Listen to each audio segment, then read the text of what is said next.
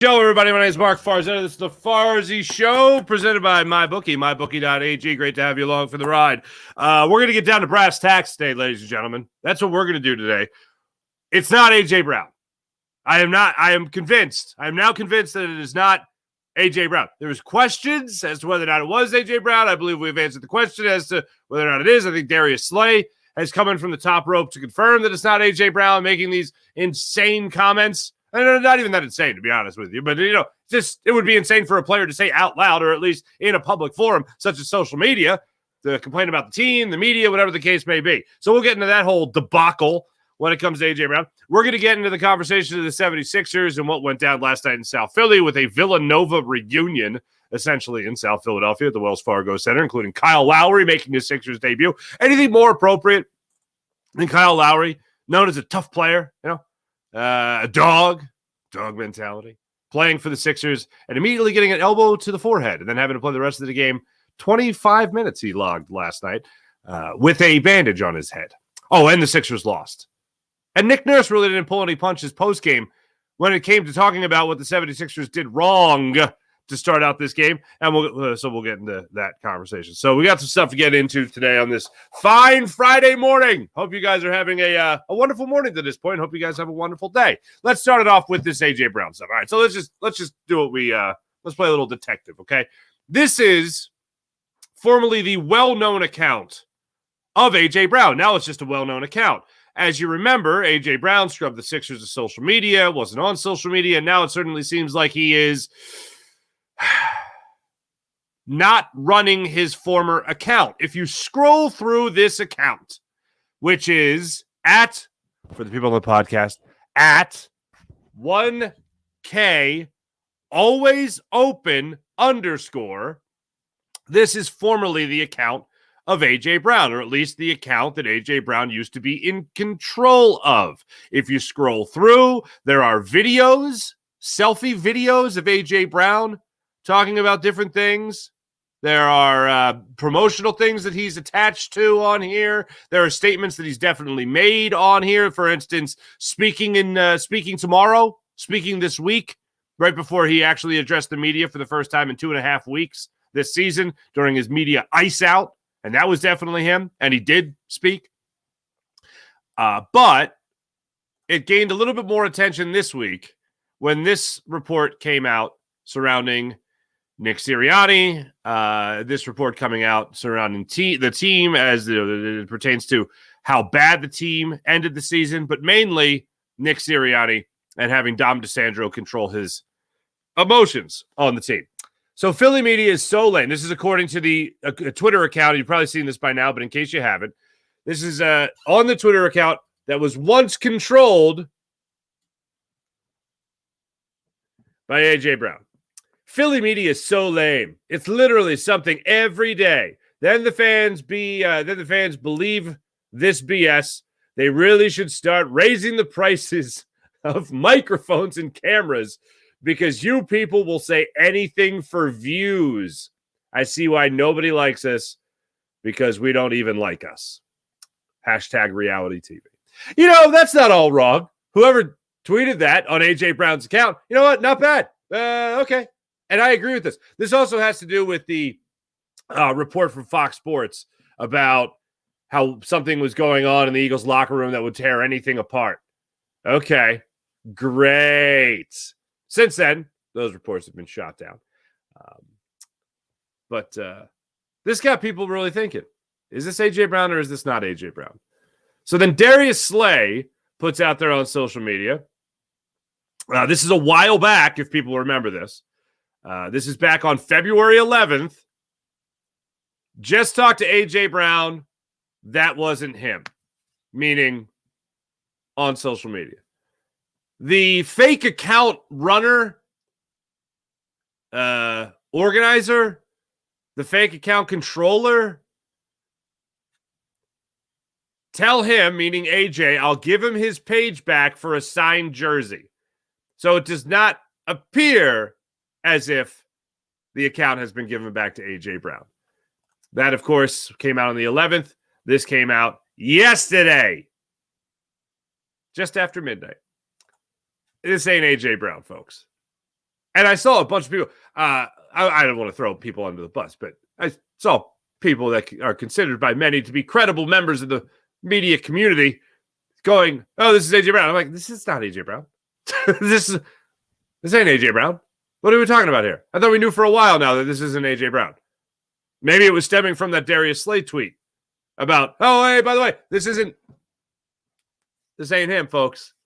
This ain't him." And I don't think AJ Brown, who is certainly not someone to hide from microphones. Now, yes, during the season, he took 2.5, 3 weeks off of not speaking. What was he doing? He was figuring out what to say. On an apparatus such as Twitter or social media in general, you have all the time in the world to think about what you want to say. I don't think he's just going to snap off and all of a sudden just put out something like, "Oh, you're Philly media, you morons in Philadelphia."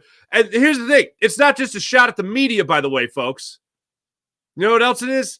It's a shot at us.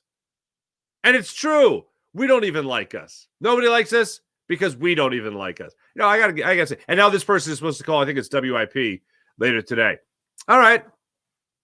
Whoever's controlling the account, have yourself a good old time. But this isn't AJ Brown. That ain't AJ Brown.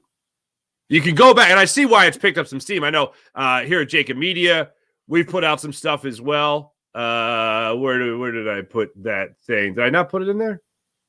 I thought I put it in there. It's in the whatever you call that thing that you put up for the thumbnail. You can kind of see it here in the thumbnail. Yeah, there it is. Jacob Media. So we put this out as well with the same thing. And along with it, our social media director said, "Oh, whoever this is, we don't know. But damn, this is interesting." Yes, it is interesting. It's a good point either way. But that's where I say always stay away from the clickbait, whether it's somebody speculating that they know something going on within the locker room that would tear apart any group of men, or it's somebody saying that Dom DeSandro has to stay in charge of Nick Sirianni's emotions on the sideline because Nick Sirianni can't do it himself. Whatever the case may be, people want to click on it. Now, I certainly believe the Derek Gunn report. I don't believe a report about somebody saying, "Oh, I know something, but I'm not going to tell you." Well, then you're not doing your job. If you're going to stick your chest out and say that you really know something that was the real reason as to everything went to hell, well, then please, by all means, enlighten us. It was something really personal. Okay. What? Nope. That's going to be left up to the world to speculate. Clickbait. Attention bait. That's what it is.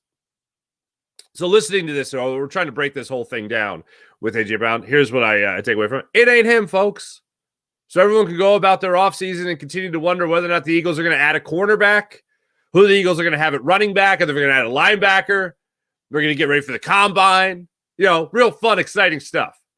But, and of course I say that sarcastically, but at least stuff that really matters. Not the drama. Because a lot of the drama is the surrounding this football team has just already become annoying. Like I've said this. This is the part where everything crashes and burns at the end of the season, and then we're left for months to speculate why. We hear all the takes, whether they be from Britton Covey, whether they be from Jordan Mailata, whether they be from Lane Johnson, whether they be from DeAndre Swift. We hear all the takes about what the hell happened that caused this second half downfall, end of the season downfall. And it leaves us wanting more. It leaves us wanting to see this team actually have success again on the football field. And not just squeaking out a win, but actually like dominating games, putting up points, get Jalen Hurts back in the MVP race. But until then, we don't have anything that we could really sink our teeth into when it comes to how this team's going to perform in the 2024 season. So until then, speculation galore. Follow the drama. Yeah, we'll talk about the draft here. We'll talk about the combine. We'll talk about the Eagles' real needs. But we're still, a lot of us, and this is a perfect example of it, stuck on why the Eagles fell apart at the end of last season. And I would love to say that you have Joel Embiid playing for the Sixers, and we could all talk about that. And you got a lot of guys back last night, but Joel Embiid's not coming back, at least not anytime soon. But nothing's going to distract us from an Eagles demise. And this, I mean, in all honesty, the Eagles, in what they have done so far in this offseason, Plenty of people, myself included, wanted them to move on from Nick Sirianni. That's obviously not happening. But they did something that we needed them to do. In order to have faith that they are going to come out of the gate strong next season, they needed to bring in experienced play callers on both sides of the football.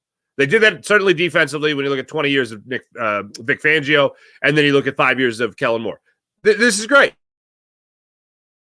Took away responsibility from Nick Sirianni without firing Nick Sirianni. Okay. So what they have done so far in terms of improved their coaching staff, I believe, and kept Jeff Stoutland, I am all for. I'm in on what the Eagles have done.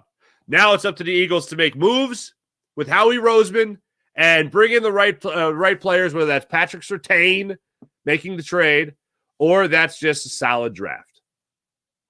Now it's up to the Eagles to actually put the personnel in there that will help execute whatever their new play callers' desires are.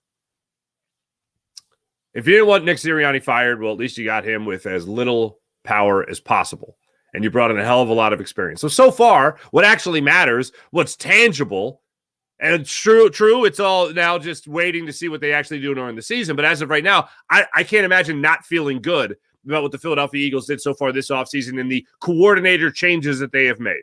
And as early in the offseason as they have done them. I love the story of Kellen Moore already reaching out to Devontae Smith, trying to get a feel for Devontae Smith. Love that idea. But that's not what's going to grab the headlines right now. What's going to grab the headlines is a fake, well, it's a real account run by someone who's not A.J. Brown. That's what it is. And, you know, I hope one day he's addressing the media regularly. I hope one day he is in control of a social media account and confirming that it is him. And hopefully one day he gives that jersey to whoever is controlling the account. And then, you know, he can have the account again and we'll have less confusion in the world. But as of now, it's just drama and BS surrounding this team outside of actual hires and actual acquisitions. Yesterday, Bill Collar was speaking acquisitions, maybe not even an acquisition, but at least a contract extension, a re-up, if you will. Big O. There should be Big Al, Scoozy. The tight end, formerly the Denver Broncos, that was brought to the Eagles this past season. He is re-up with the team. Just yesterday, Bill Collarule and I were talking. I was a guest on his show yesterday.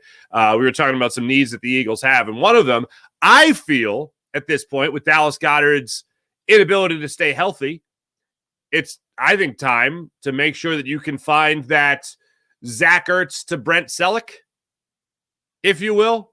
The Dallas Goedert to Zach Ertz. Now you need to find the whoever to Dallas Goedert. Who's going to be the next tight end that you can rely on when he's on the field? Hopefully he stays a little bit healthier than the Dallas Goedert has over the last couple of years. Oh, that'd be a nice thing. Actually have a tight end ready to roll. I would like that a lot. For 17 games, whatever the case may be.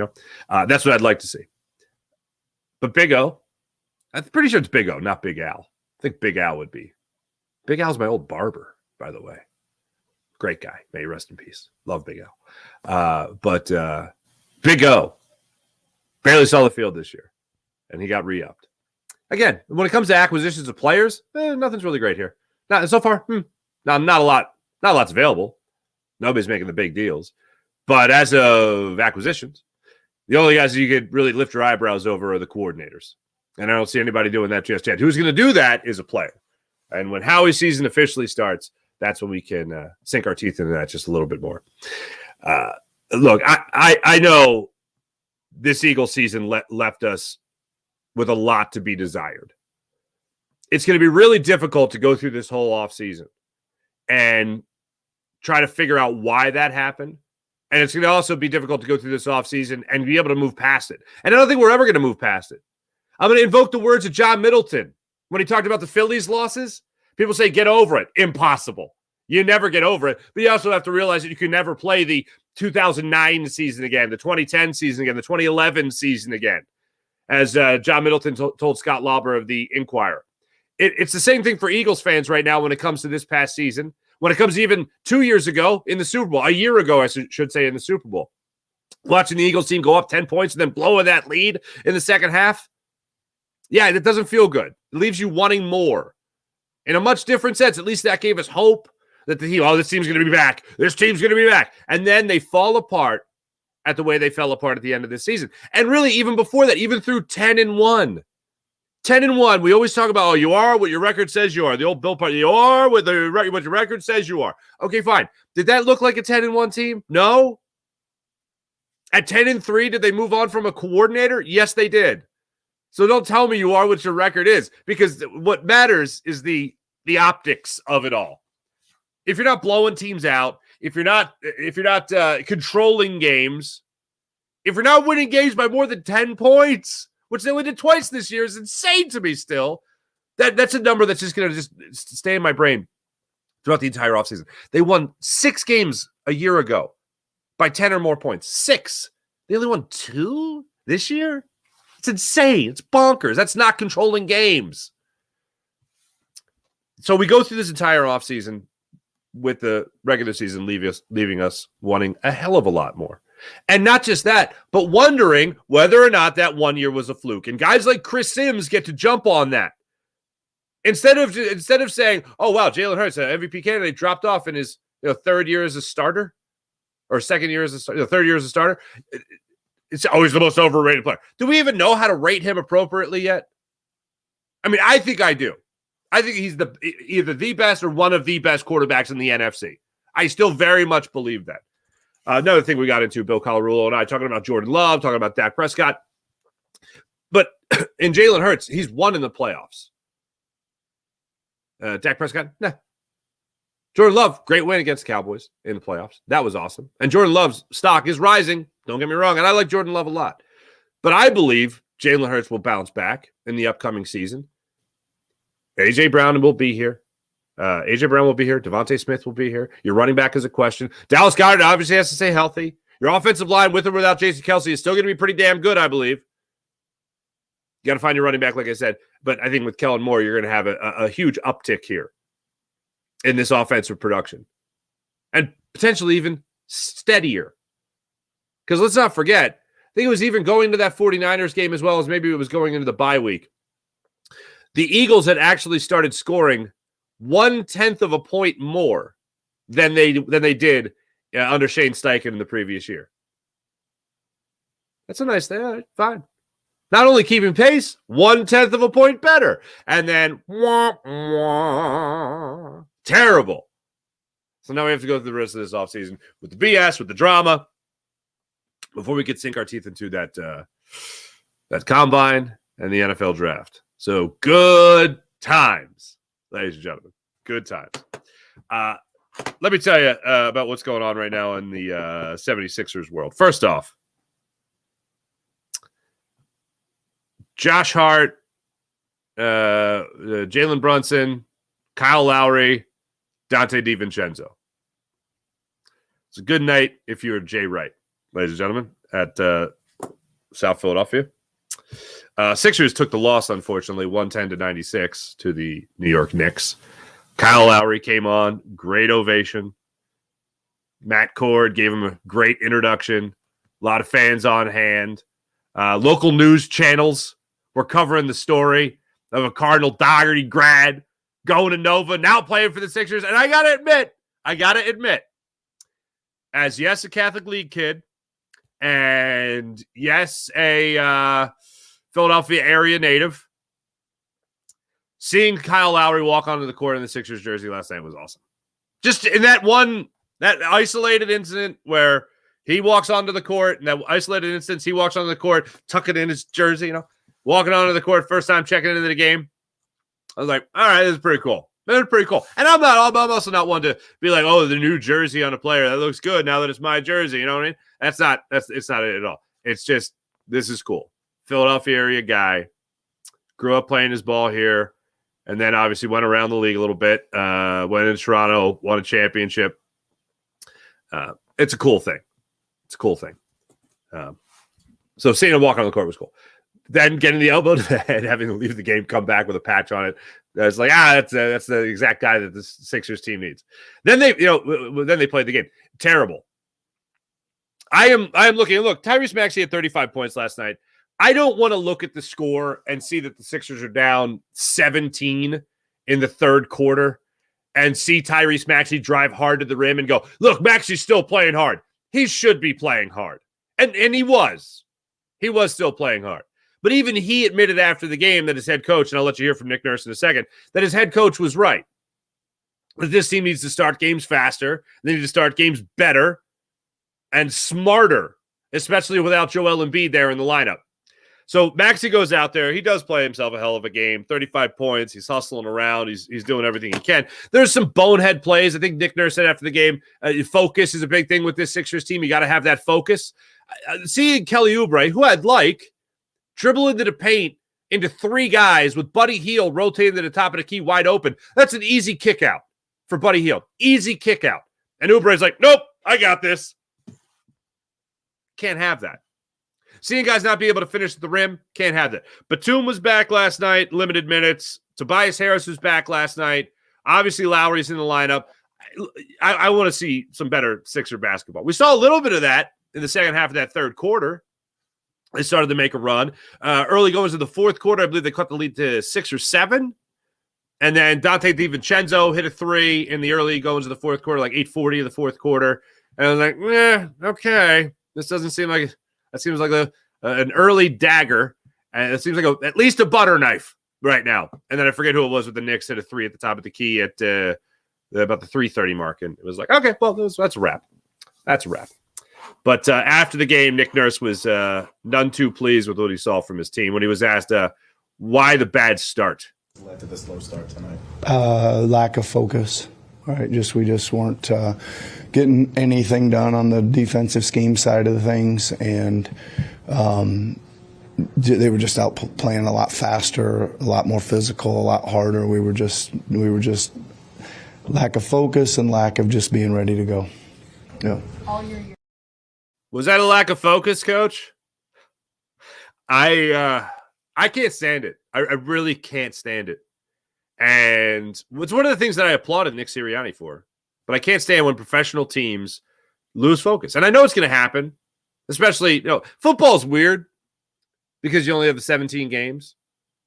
So it's like you can't get up once a week. You can't pull focus once a week. In basketball, it's like I can get how, baseball especially, I can get how like maybe one day it's just like, what am I doing again? But seeing it as consistently as we have seen it without Joel Embiid is troublesome. You know where the Sixers are right now? I want to make sure I have this right. The Sixers are one spot above. Yeah. Sixers are a game up on the Indiana Pacers. For the Pacers are in the 6th seed right now in the Eastern Conference. Sixers are in the 5th seed in the Eastern Conference by one game. You know what that means? You know what that means? A little run by the Magic, who's in the 7th spot. A little run by the Heat, who are in the 8th spot. Sixers are dangerously close right now to the play-in tournament. The Sixers are dangerously close to the play-in tournament. Now, I have said multiple times that the only thing that truly matters in all this right now with the Sixers, the only thing that truly matters is that they see Tyrese Maxey improve and that they can get to an Eastern Conference Finals. And that Joel Embiid is healthy, obviously, to be able to do that. That's all that matters. This regular season stuff doesn't. But play-in tournament? I did not have that on my bingo card before the season. Obviously, Joel Embiid got hurt, which has happened. That play-in tournament comes a little bit more in focus time and time again. That doesn't mean I have to like it. But yet, here we are.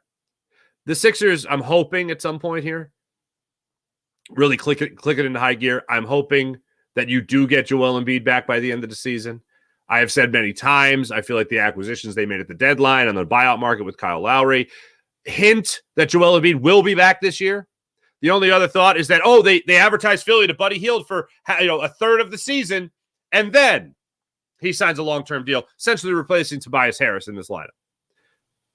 If that's the case, fine. I'd love to have Buddy Hield here for a couple more years. But I don't think that's it. I think they went and they got guys that Joel Embiid, if need be, can kick it out to, that can knock down that three. They made moves, I feel, for win now. Does it guarantee they're going to win? Are they the best team in the NBA? Does it make them the best team in the NBA? No, absolutely not. Joel Embiid is not only going to have to come back, he's going to come back. He has to come back with time to ramp himself up, get back into game shape, play at a high level. That's what they need. We'll find out in the next week or so whether or not he's actually going to be able to do that. I'm holding out hope for it.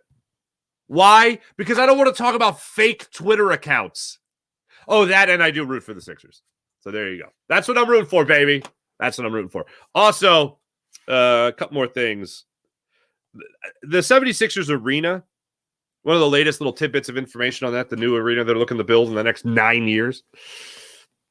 Well, there's been a new study done. Now, just so you know where I'm at on this.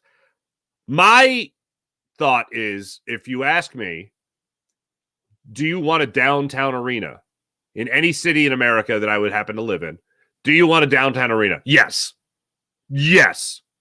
Absolutely. I've been to plenty of places with downtown sporting venues, baseball parks, hockey and basketball arenas. Been to enough of them. I love that atmosphere. I love being able to go to a restaurant I want in that city, walk to the game, take in the game, and then be able to get out. Now, people talk about Philly. Now, isolated to Philly. Yes, I still want it. My question is not whether or not I want a downtown arena in Philadelphia. I would love a downtown arena in Philadelphia. I would love it to go where a mall is right now, okay? I haven't really strolled a mall in a few years, so malls really aren't getting that much use these days, okay? Especially in Philly. I would love to see a downtown arena going right there.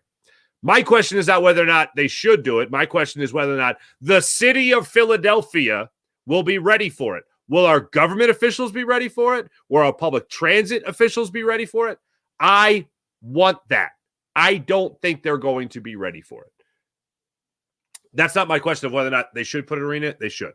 The question is whether or not the city itself will be ready for it. Crime. Can people come in and feel safe going to a game, leaving at 10 o'clock at night? Will people feel safe doing that? Going to a concert, leaving at 11:30? Will people feel safe doing that? That's up to the city to make them feel safe. Will people be able to get in and out easily? That's up to the city. That's up to public transportation.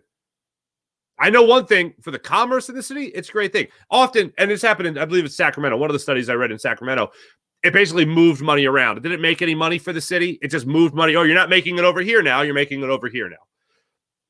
But if you look at other cities that do this, I know Baltimore experienced. I know people, Baltimore, great. Everyone thinks about the Wire.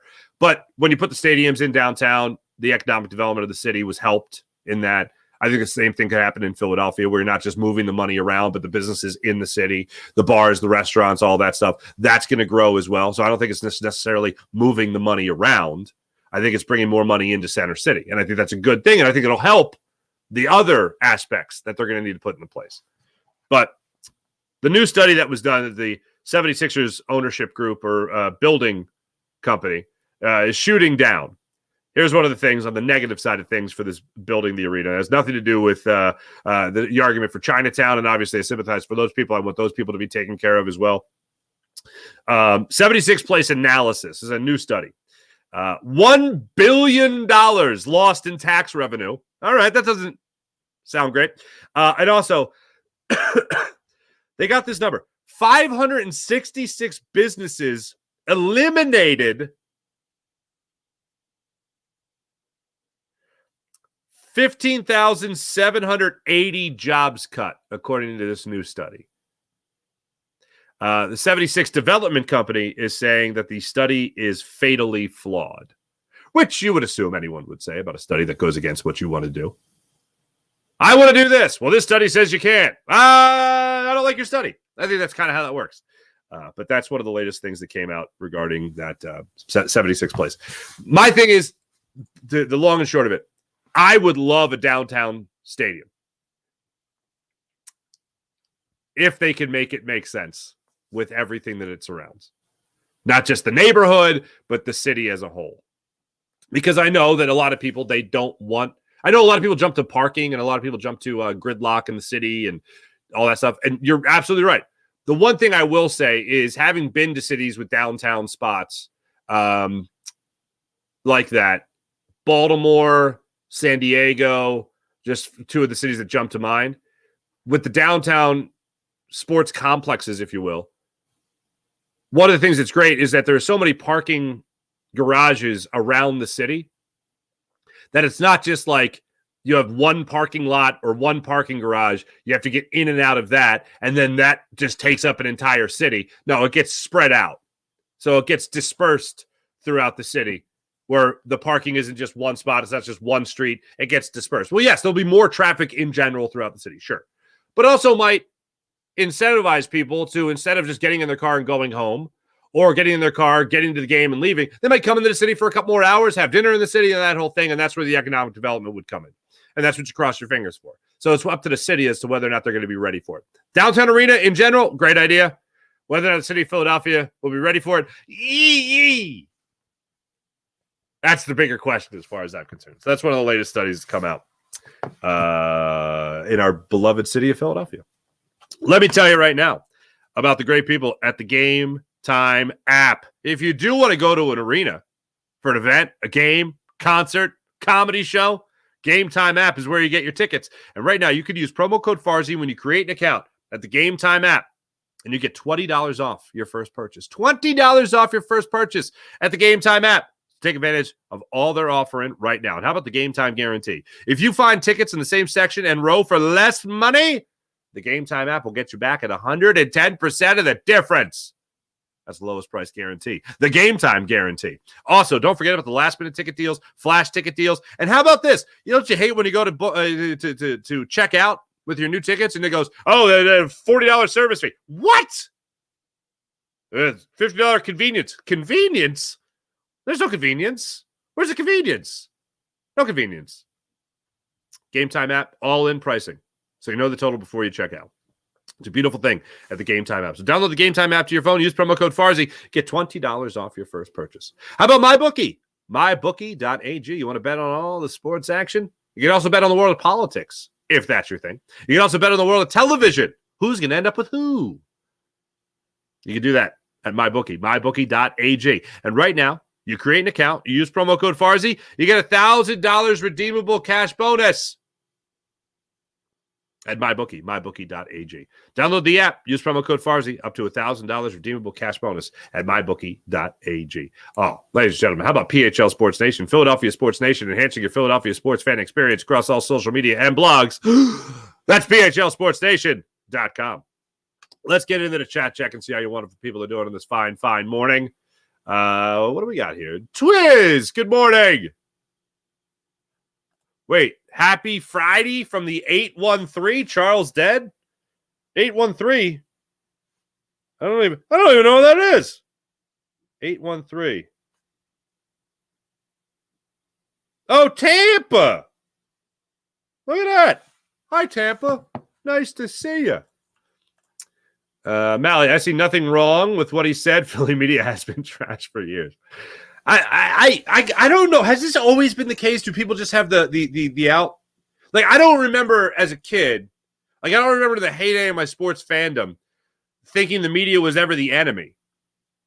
Like, I thought they were just giving me stories. Maybe it was just a naivete, but probably it was more along the lines of people having more of an outlet to say the media sucks. But I remember Chip Kelly is really when I started noticing why are people are asking good questions. And then Chip would shoot down the question. And then the media member who asked the question would get hammered by people on social media, fans on social media. And I remember talking to a couple of the writers. And afterwards, they'd be like, oh, I'm going to get killed for that question now. And I'm like, why? It was a good question. Like asking who has responsibility over the running back rotation is a good question. Chip Kelly throwing Deuce Staley under the bus for that bad answer. The media member gets killed? What? Doesn't make any sense to me. But I remember it mostly with I remember it starting with the Chip Kelly thing where people were so into Chip Kelly. It was like, how dare you ask questions of Chip Kelly? In Chip we trust. As someone who has the dubious distinction for Chip we trust, saying that, one of the first to say that, I I apologize. But I remember that was the first like divisive figure. I remember people had the back of the coach before they had the media's back. Because the media's asking questions that you think the fans want to know about. Yeah, that's the way it is. But maybe that wasn't the beginning of it. Good morning, people. Good morning, Mally. Smoking if you got him. Thank you, sir. King DV Sports. Good morning, Farzi. Good morning. Sean Kilrain. Good morning. Good morning, Kevin. Eagles fan. I don't even care about it anymore. I think we do. I think we do care about it. I think that's funny. I think we do care about whether or not a player is saying crap about the media. Scars, stitches. What's going on? A match made in heaven. A diva wide receiver paired with a losing team. Where have I seen this before? Here's the thing. I 1,000,000,000%. 1,000,000,000% do not think that A.J. Brown is a diva. It is so easy to throw shade on a wide receiver who's outspoken because they get labeled as a diva. And A.J. Brown said as much during his 13-minute press conference media session at his locker after he finally started addressing the media again. What did he say? What did he say? If I say it, I'm the villain. If I say it, I'm the bad guy. I'm a diva. He's exactly right. He knows his audience. Congratulations, A.J. Brown. Some people don't ever get it. At least you have the, self-awareness to realize if you say it, how it comes off. And what's really funny is the only person, who's the only person he threw under the bus? Do you know who the only person, other than, him and Jalen with the one improvised play, but whatever, I think that's just football. The one person he threw under the bus personality-wise, do you remember who it was? Can anybody get it?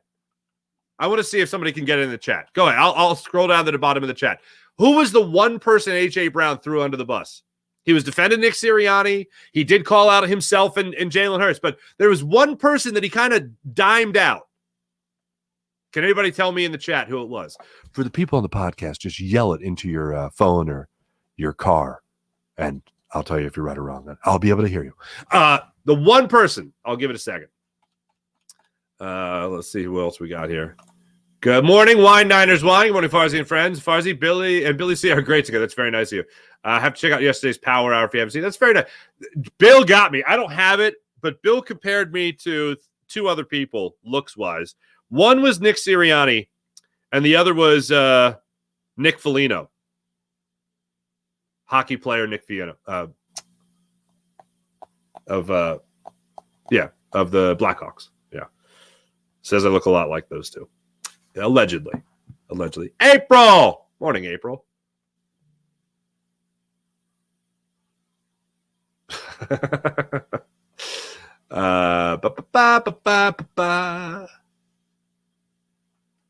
April. Allegedly, he's going to call in a WIP today. Curious to see how the call actually goes. Hey, maybe that'll spark. What do you call it?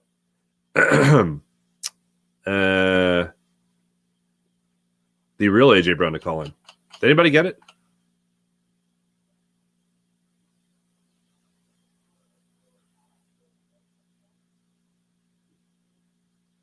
Britain.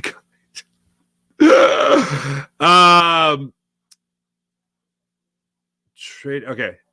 These are the guesses for who A.J. Brown threw under the bus. It wasn't Marcus Hayes. He mentioned this person by name. He didn't mention Marcus Hayes' name. Brian Johnson, can't remember. It was not ridiculous. It was not Brian Johnson. Sean Kilray, Britton Covey. It wasn't Britton Covey. Britton Covey. I'll tell you who it is. Devontae Smith. It's Devontae Smith. When he was talking about if I say something outspoken, everyone looks at me as a diva. You know who really runs their mouth? Smitty. Smitty runs his mouth. Smitty is more outspoken than me. When it comes to the team, Smitty says more stuff than me, and nobody says anything. But I say it, and I'm a diva wide receiver. He basically was saying, I'm not the diva. Smitty's the diva. Smitty's just got a sweet smile. That's the only difference. That was the only. I was like, damn, son. And it was about targets. People were talking about him. Oh, there's A.J. Brown with the targets. I even thought earlier in the season, A.J. Brown, when he had that blow up on the sidelines of the Vikings game, maybe? That wasn't the Vikings game. When he had that blow up, everyone was like, oh, it was about targets. He was like, it's not about targets. It's not about targets. As the season played out, I believe him. He wasn't talking about targets. Not for him. I think that first blow up on the sidelines with A.J. Brown and Jalen Hurts was not about A.J. Brown getting the ball. It was about Jalen seeing his targets, scanning the field, going through his progressions. I believe it was more along the lines of, hey, we're open, not I'm open. And is that not what you want from a leader? I think that's what you want from a leader. I think that's what A.J. Brown was trying to bring to the table. But the only person he threw under the bus was Devontae Smith. It was like, damn, man, why do you got to throw Smitty's name in? I see who's Smitty. Ridiculous. Smitty has a southern. Smitty is a southern accent, though nobody pays attention. It's like a country song. No, it also sounds sweeter. That's why the phrase, the southern phrase, what is it? Bless your heart. Bless his heart. Bless your heart. If you're ever in the South or you're speaking to a Southerner and they say, oh, bless your heart, know that they just called you a dumb MFer. That's what they just called you. If you ever hear that, oh, bless your heart, that means you are dumb as rocks. And they feel sorry for your stupidity that you have to walk around being all dumb. That's what it is. Oh, bless your heart. It's I don't know, what is it? The Midwest nice, the condescending nice, the passive aggressive nice. Whatever it is, that's the Southern version of it. Like, oh, dear Lord, bless your heart. Bless this person's heart with their stupidity. When they're saying bless your heart, they're saying your brain is dumb. That's what they're saying. It's a beautiful thing. It's a beautiful thing. It happened to me. I was in Tennessee, and it was right out of, where the hell was I? Nashville. I was in Nashville of all places. It's not like that's the sticks. Like I would think they get a lot of Yankees in Nashville. But I remember I went to breakfast and it was a scene right out of My Cousin Vinny. And I said, like, I've never had grits. Grits was on the menu. I was like, I've never had grits. What is that like? Can you cook that where it's a little crispy or something? I know it's like a mushy thing, but like, how do you cook that? And right out of them, oh, bless your heart. And I'm like, thanks. I know what that means. Thank you. I'll just have bacon, egg, and cheese on a muffin, please, and thank you.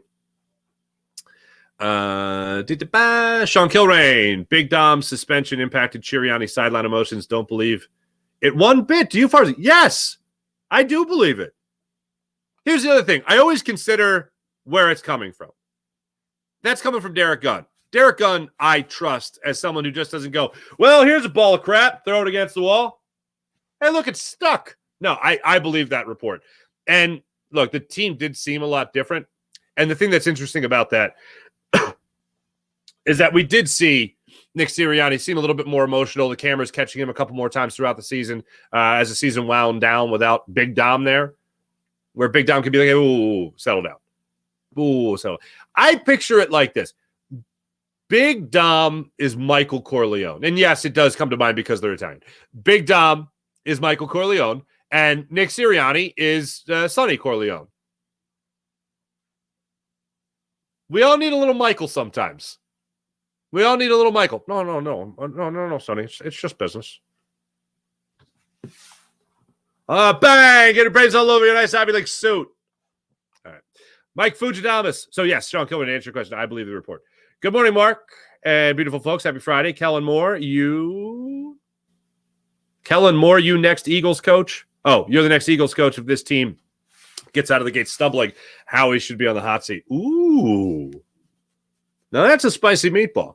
If this doesn't work out with Nick Sirianni in the early goings of the season, do they just promote Kellen Moore to head coach? Okay, let's play this out. Do you want Kellen Moore or Vic Fangio? Who would be the interim head coach? Or C. Jeff Stoutland? Who would you want? Suffering Succotash. I'm here. Good morning, Farzi. Good morning, man. What's going on? Or lady. I don't know. I feel like Suffering Succotash is gender neutral. I don't know what to say there. Mally, what's going on? Fuji, what's going on? Ooh, how about this hire Mike Vrabel as head coach with him being so intimidating? Have Sirianni as confused as a consultant. Sorry. That'd be interesting. How I should have drafted a tight end last year's draft? Probably. How good is Sam Laporta? He's a stud. Fuji's pumped for the Phils. Happy Friday, y'all, says Jason A. How about we Sirianni ass out of town? Okay. Is the Phillies game televised tomorrow? It's a great question. I don't know. That's why spring training starts tomorrow. God. Sean Kilmer, you definitely have to remodel this defense. No Band-Aids on D. Have the right players and get back to the gangrene day. Oh, I would love that. We all would love it. They're never going to do it. Ridiculous. Except special. You expect a special season from Jalen. He is at his best following adversity and doubt. I would agree with that. Ridiculous. Another good reason to have confidence in Jalen Hurts next year. Are you sure, Mark? Because Chris, my dad wish he had a daughter, Sims. Wow. Said he's overrated. That's funny. Well, here we go, Jason. Oubre been a little selfish at times, I've seen. Yeah. And I like Kelly Oubre.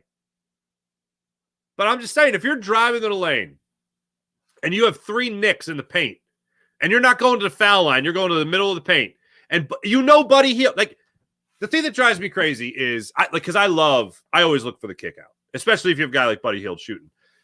Kelly Oubre's on the wing, gets the ball, penetrates, goes in. As he's going into the lane, Buddy Hield is doing exactly. He's rotating up to the top of the key. Oubre has him right. He's in his line of sight. Oubre's like, nah, I got this. No, that's why you got Buddy Hield. And I'm like, you ain't. Hey, look, man, you ain't the one feeling it. Mally, Joel is out. What do you expect? Yeah. Maverick, what's going on? Maverick 1. Sixers can't win without Joel. So you idiots said that trade. Wait, what? So all you idiots that said trade him, shut up. Oh, everyone that wanted to trade Embiid, shut up. Shut up. Yeah, I agree. They're not going to win without Joel Embiid. I agree. I like him. I feel like Embiid always comes back still injured and ends up with more injuries. Well, because he gets rushed back. That's why I'm saying that ramp-up period is so important. He can't just come back and then start playing. You got to ramp him up. He can't just come back in the playoffs. Like, what I don't want, what I don't want to see is Joel Embiid could be ready by the second round of the playoffs. Because then I just feel like it's shot to hell. He's going to have to play in a couple of regular season games. Work out some of them kinks. Knicks have been playing without OG and Randall for a while now, and Embiid will probably be back before Randall. Crossing my fingers. Embiid's injury-prone, washed bum. Trade him. Can't stay healthy. Thank you, Tessie. And Babs. Babs with that first comment there. Tessie with the next one. 3, what's going on there? Hey, Fuzzy, remember when they were going to put the ballpark at the foot of the Ben Franklin? Would have been a disaster. Would have been awesome. But yes, not ready for that. That would, like, tell me right now. Like, Pittsburgh's another city where everything is walkable. Like, Pittsburgh's a very walkable city. Everything's across the river. I forget which river it's across from the city. But, yeah, you go over Roberto Clemente Bridge, and you got Heinz Field, and you got PNC Park. And you also got a casino. Pittsburgh's cool. I like Pittsburgh a lot, actually. I know I'm supposed to hate Pittsburgh, and I do hate the Penguins. But Pittsburgh is a city. In my 11 years of going there like twice a year for Sunday Night Football, I really got to see the city grow. Like, beautifully. Like, I really like Pittsburgh. Pittsburgh's a nice city.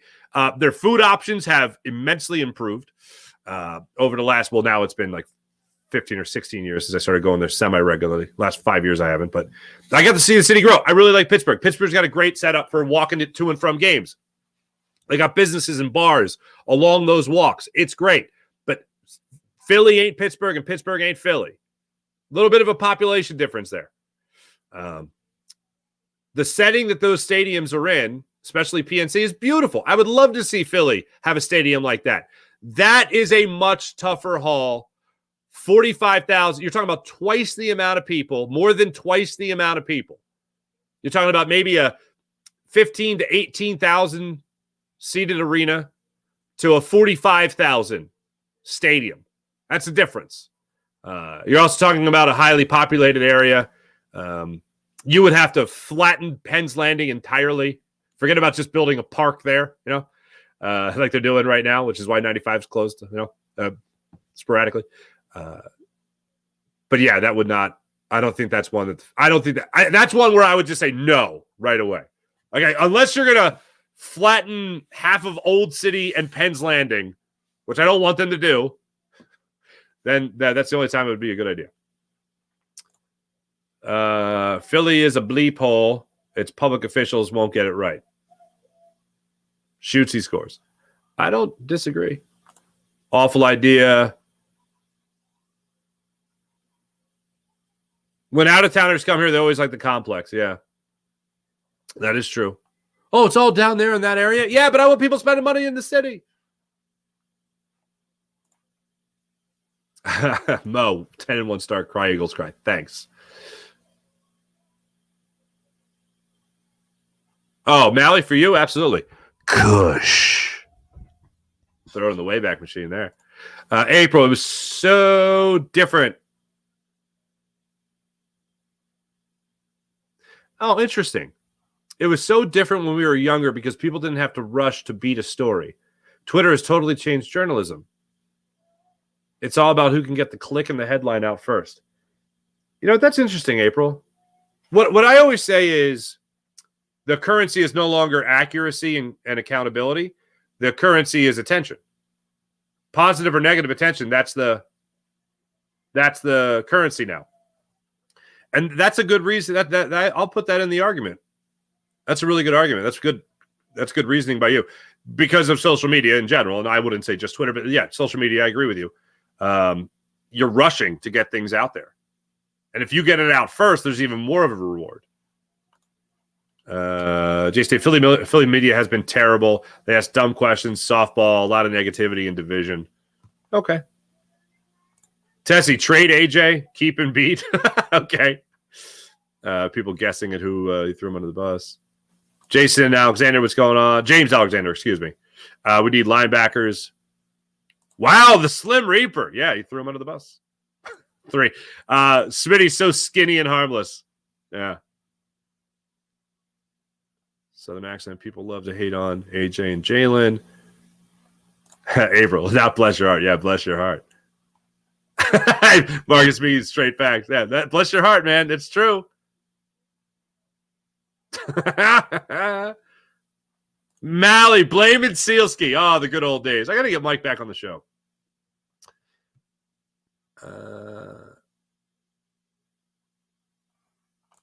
Well, Farzi, if it was so serious with the coach Nick, why he's still here? Knit Fire F? What? Oh, there we go. Sorry. Not fired. Okay. Because he plays ball with the owner and the general manager. That's why he's still here. Isn't that fun? I'm not. That's why. That's why he's still here. He said, what do you want to do? Okay, yeah, that. Let's do that. Kellen Moore, due to play calling stability, and Vic is close to retirement, I would think. All right. Oh, there you go. Oh, I see what you're saying. So Kellen Moore to be the head coach over Vic Fangio.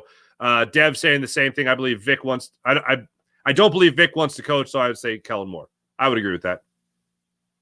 James Alexander, we need a strong safety.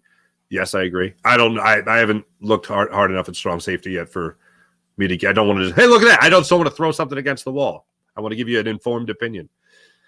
Corey, what's going on? Jalen Hurts will cut down on interceptions. I hope so. See, the other thing is with Kellen Moore throwing the ball so much, I hope it doesn't add to interceptions.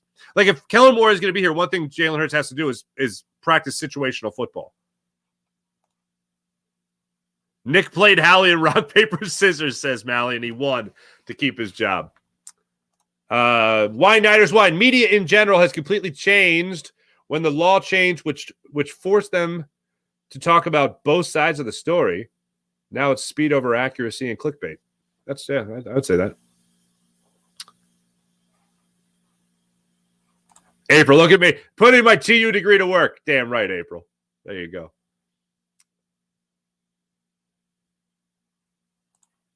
Yeah, man. Can't knock down. Actually,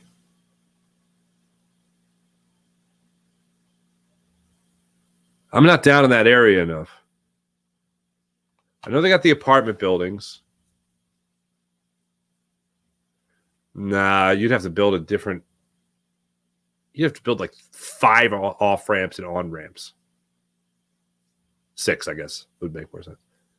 To put a stadium on the river with the Ben Franklin as the backdrop. Yes, it would be beautiful and awesome.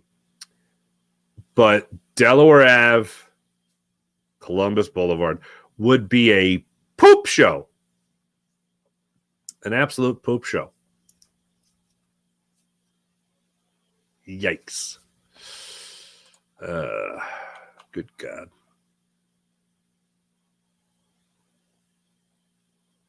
Wait, what? Doc Rivers still has the greatest What? The tattooed hair never fades. Okay. All right. Thanks, everybody in the chat. You guys are wonderful. That's a perfect start to our weekend, I hope. Let's get to the Morning Rush brought to you by Sky Motorcars, skymotorcars.com. Ladies and gentlemen, let's start it off with this. Did you guys see this last night? It was a first in the NBA. I wanted to make sure I got this in on the show today. In last night's Nuggets win over the Washington Wizards, the Wizards are sitting on 9 wins, by the way. Nuggets won 130 to 110. Nikola Jokic, the first player in NBA history with 15 points, 15 rebounds, 15 assists, and 100% field goal percentage in a game. Got to tip your cap. Thanks for watching. Thanks for listening. My name is Mark Farzetta. This is the Farzy Show, presented by our friends at MyBookie, mybookie.ag. Take advantage of all they have to offer at mybookie.ag. Now that I'm looking at this, one thing I forgot. I meant to look at this before the show, so I'm sorry. I'm going to do the instant research right now. Well, fairly instant. 130 to 110 win. How many shots did Joker have last night, you ask? He was 10 for 10. 19 rebounds, 15 assists, 21 points, 10 for 10. Look at that. Sixers, by the way, are right back at it tonight on a back-to-back. They stay at home. They're going to face the Cavaliers. 7:30 tip-off. The game will also be on ESPN, so make sure you guys check out that game tonight. And there was one more. There was one more thing I wanted to look at. Of course, your beloved Philadelphia Flyers. They're off tonight. They're going to be back at it on Saturday, and that'll be a 3 o'clock puck drop on ABC. That's right, ABC. Flyers Rangers, 3 o'clock puck drop. So check that one out. Rangers have a 9-game win streak. Cool. That's fun. Thanks for watching. Thanks for listening. My name is Mark Farzetta. This is the Farzy Show presented by, this is funny, Sirianni is Fredo. I was hoping somebody would say that. Thank you, Charles Dent. Thanks for watching. Thanks for listening. Guys, have a wonderful, beautiful weekend. Hope you guys get to enjoy it. My name is Mark Farzetta. Make sure you hit like, subscribe, and all that fun stuff. Also, later today, 3:30, I'll be on with our man Dan Cilio. Coming up at 3:30 today. So don't miss that. More of me, as I like to say. See you guys then. Have a wonderful weekend until then. All right. See you guys. Bye.